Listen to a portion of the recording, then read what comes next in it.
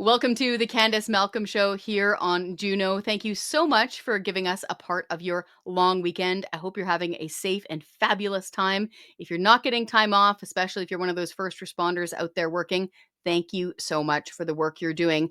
I wanted to mix it up a little bit here because a lot of folks might be traveling back from visiting friends and family. You might be coming back from the cabin or the cottage. You might be enjoying our beautiful Rocky Mountains. Wherever this show finds you, thank you so much for making us part of your long weekend celebration.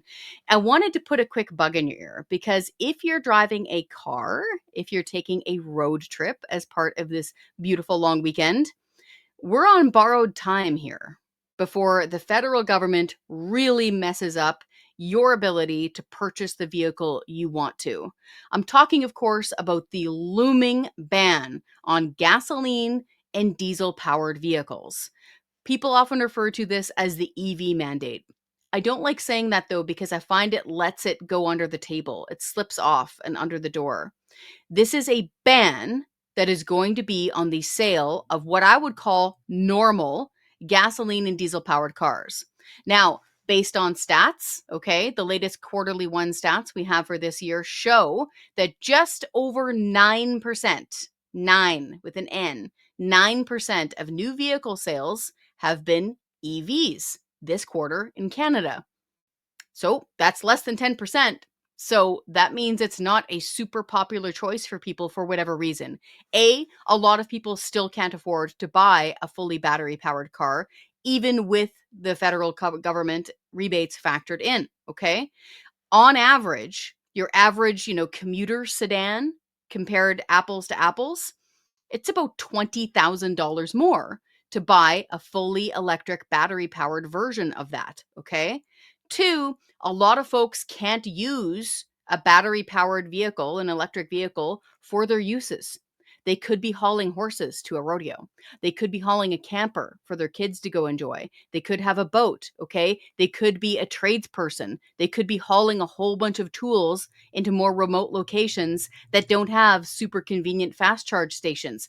People are infinitely complex, okay? As Dr. Jordan Peterson points out a million times over, everybody's personal lives are super complicated. Most people have trouble just managing their own lives. Imagine the government and bureaucrats deciding they can manage this for you. It's not going to work for three huge reasons. One, the state has no place in the garages of the nation. Okay? It shouldn't be up to the government to get up in your grill and say what kind of vehicle you can and cannot buy. Two, we don't have the energy for this. And by we mean Canada. If Santa Claus came along and changed all of our vehicles that we already own, okay, they're in your driveway, okay, they're in your garage, your privately owned vehicles, bibbity bobbity boo, all of a sudden they're just battery powered, we would need 14 huge new can-do nuclear reactors. The big ones that we see in Ontario, okay, at places like Pickering. Each of those things costs anywhere between 12 and 15 billion dollars each to build. Each one of them takes about a decade to build. So we don't have the energy to plug in all of these vehicles that now Prime Minister Mark Carney is going to try to force you to buy. I used to call them Trudeau trolleys, these battery powered cars. We can just call them Carney cars now, right? Because that makes sense. I've said to people, this is really Carney's new car ban tax. Sorry, that's a bit of a mom joke. But this is really serious because it's going to start affecting your bottom line real fast. People think this is only going to hit in a decade. No, no, no, no. In 5 months' time, the Carney government is going to start forcing and punishing car dealerships to sell 20% of their new car sales as electric vehicles. Remember what I said? There's only about 9% right now.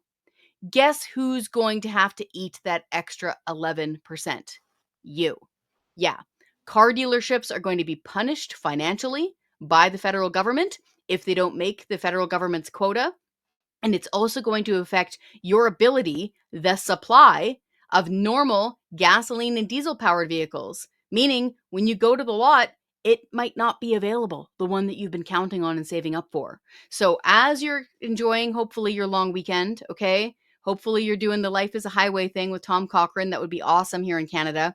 Remember, your ability to choose what kind of vehicle suits your needs most is being frittered away really fast.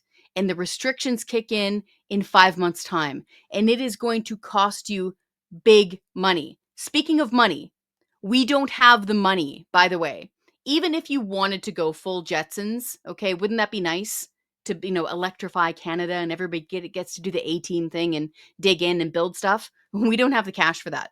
Okay, we have unmoney, okay? The current federal Liberal government has doubled the debt in 10 years, okay? So we do not have the cash flow or the private investment to be able to do this. Heck, we would be hard pressed to build a single rail line. Remember that's how Canada got started? We'd be hard pressed to do that if the federal government were the one trying to actually make that happen. So we cannot afford to electrify the whole country in order to meet this mandate. Natural Resources Canada itself is estimating that this whole electrification scheme is going to cost about $300 billion. Okay? That's like close to $1/3 trillion. Money we do not have. So they shouldn't be telling us what kind of vehicle we can drive. We don't have the energy for this, and we don't have the money to create the energy for this. Speaking of money and huge wastes of cash, we all know that the CBC is costing you, the taxpayer, $1.4 billion this year. It cost you $1.3 billion last year. See what happened there? The cost goes up. Now, despite the CBC trying to say, oh my goodness, the cupboard is bare, we're going to have to make cuts, oh my goodness, it's not true. The Canadian Taxpayers Federation obtained documents that shows the middle management at CBC. I'm talking managers and assistant managers and producers and executive producers and analysts and advisors and you name it, supervisors, okay? They've got those folks coming out their ears. The blob at the CBC middle management level is just getting bigger and bigger. How much bigger? Let's find out. Joining me now is Franco Terrazzano. He is my good friend and federal director for the Canadian Taxpayers Federation. Franco, I teed you up with this idea that we really need to dig into what the CBC is spending money on, specifically its bloated, obese, crazy-sized middle management sector. It is astonishing. So very quickly, the anecdote goes something like this. For every one journalist in a normal newsroom outside of the CBC, you guess that there's like 4 other reporters at the CBC with 12 managers above them. But you've got the documents. You've got these ATIP, Freedom of Information Request documents that show this is true. So give us the list. What kind of management are we talking about here at the CBC? Yeah, well, you know what? Turns out you essentially have a circus tent full of bureaucrats for everyone acrobat at the CBC. Okay, so we got internal records from the CBC showing, how many employees they have that are paid more than $100,000 a year.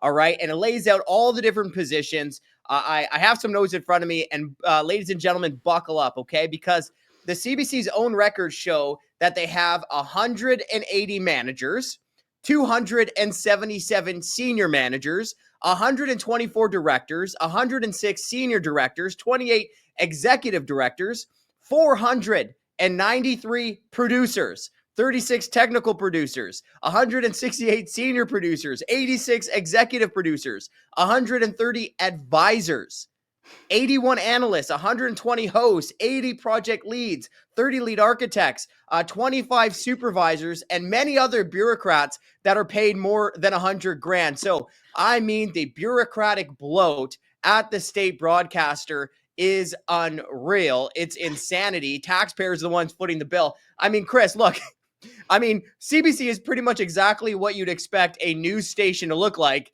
if it were run by the government.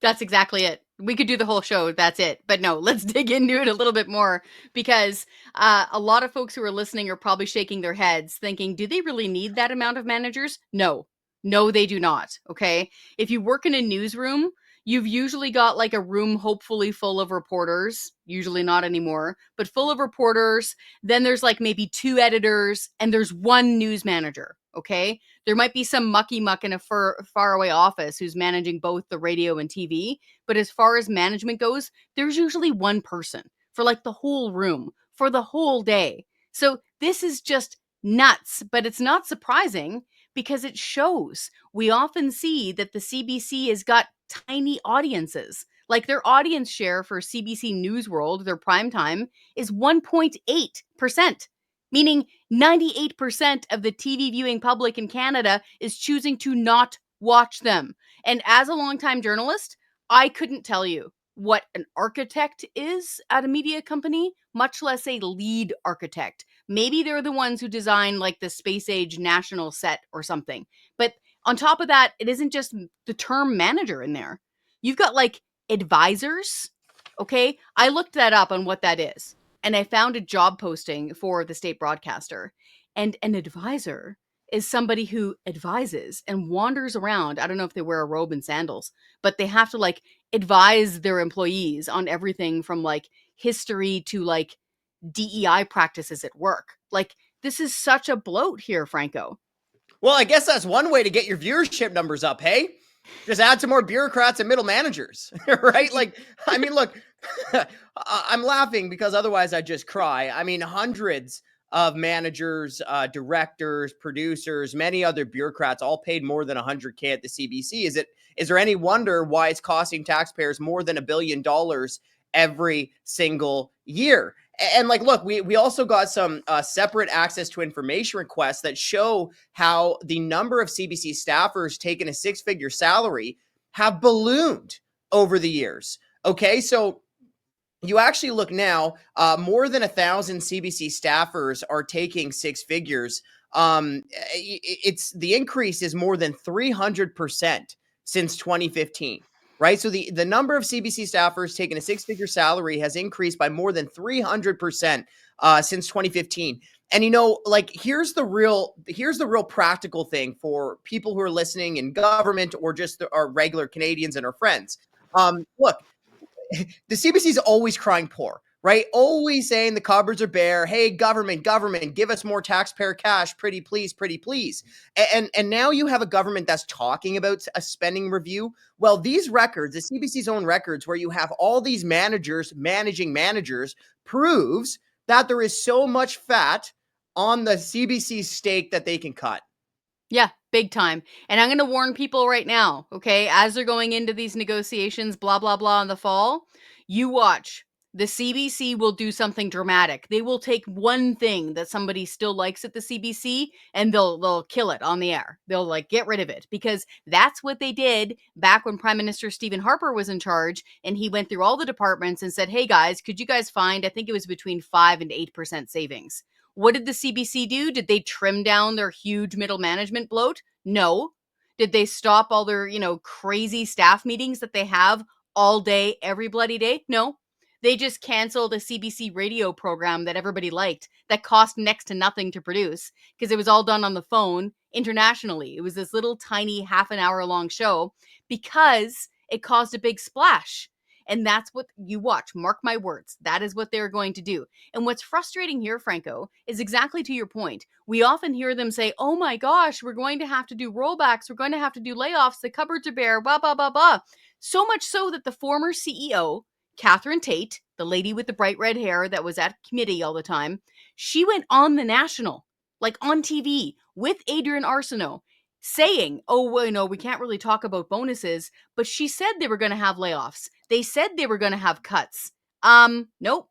That one year, they spent $1.3 billion from taxpayers. The next year, 1.4. That's more money, not less. They are not saving money at the state broadcaster. Hey, speaking of bonuses, let's talk about the CBC sleight of hand. Sure. Look at that segue. Okay, so you folks, you'll all remember back in it was December 2023, yeah, right? Where the CBC just weeks before Christmas announced a bunch of layoffs, but they're still going to be handing out bonuses to the fat cats. Remember that? I remember that. I also remember, CBC going around, begging for more taxpayer cash. Okay, so then there was public backlash. And there was backlash from across the political spectrum about these taxpayer-funded bonuses, right? We released some polling showing 70% of Canadians were against the bonuses. Even an advocacy group that's in favor of the CBC, Friends of Canadian Media, they said that the bonuses were unbefitting of a national public broadcaster. And you know, that's their words, not mine, because I always say state broadcaster. Okay, so And I anyways. don't think I've heard you say unbefitting before. Yeah. It's a tough one. So look, massive public backlash against these bonuses at the CBC. So what does the CBC brass do? Well, they think they come up with a very clever solution. They say, okay, folks, we're going to end the bonuses. Well, not quite.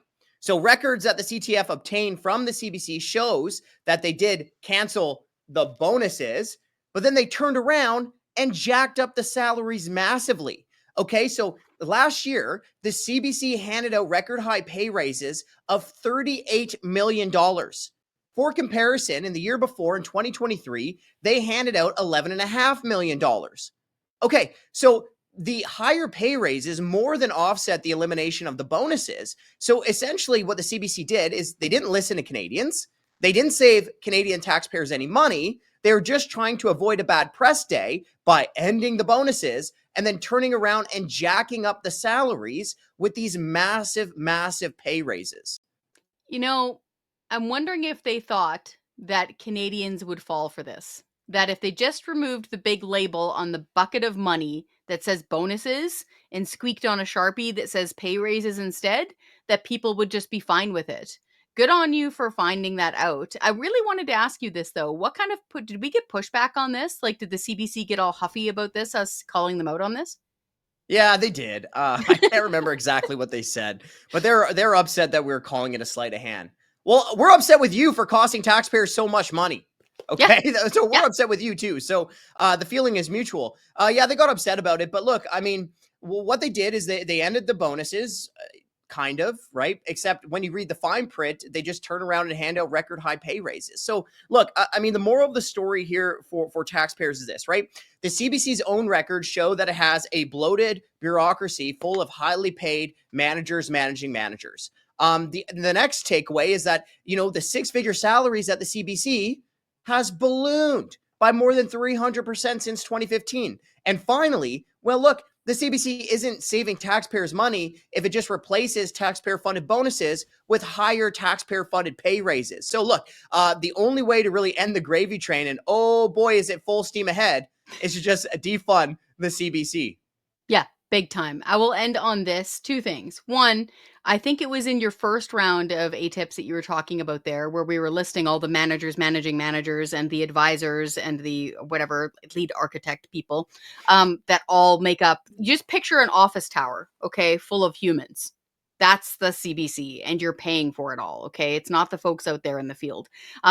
There were like, what, 200 roles that were blacked out there. I remember looking at the documents, and I think there's around 200 positions, and I'm using that word because I don't know how else to describe it, because we don't have the names, we don't have the roles, we don't have the amount of money they're making. We know they're making more than 100 grand, but we don't know their names and we don't know their roles, but we're still paying for it. Is that what's happening?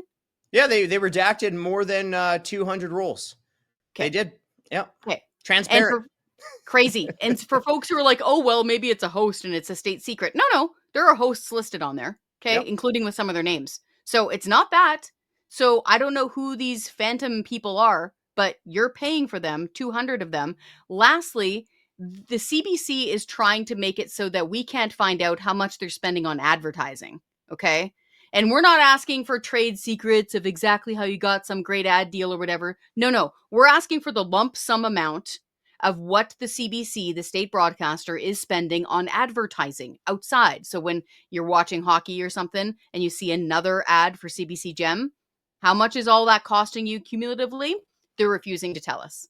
So even though it's taxpayers' money, they're refusing to tell us. So that's why the Canadian Taxpayers Federation is fighting the CBC on that front.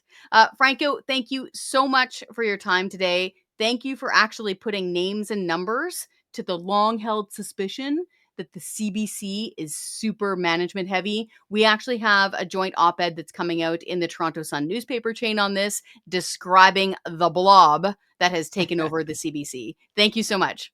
Hey, thank you, Kris. There you have it, folks. This is why it is so important to subscribe and to support independent media, okay? Fundamentally, let's just, move ideology aside. Doesn't matter left, right, upside down, purple. Journalists should not be paid by the government, okay? It is a direct and obvious conflict of interest. It is super important for journalists to speak truth to power, to be able to ask those hard hitting W5 questions without fear of reprisal from the state. In fact, the term free press doesn't mean a whole bunch of old-timey rolled up newspapers in New York somewhere being given away for free on a newsstand. That's not what a free press is. Free press is free from government influence, from government interference, and from government money, which is why it's super important for folks like you to sign up and support independent media and journalism like we have at Juno News. So spread the word, red pill your friends, let them know that it's super important to support independent journalism and the work that they do. Head on over to Juno News, sign up today.